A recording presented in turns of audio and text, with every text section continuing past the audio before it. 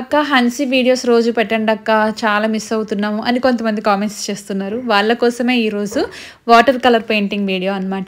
హన్సీ last time drawing video వేసినప్పుడు చాలామంది చాలా మంచి కామెంట్స్ ఇచ్చారు, కొంతమంది సజెషన్స్ కూడా ఇచ్చారు.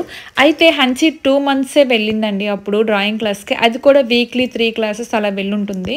తర్వాత మానేసింది అనమాట. ఇంకా సమ్మర్ హాలిడేస్ వచ్చాయి, ఇంకా తర్వాత వెళ్ళట్లేదు.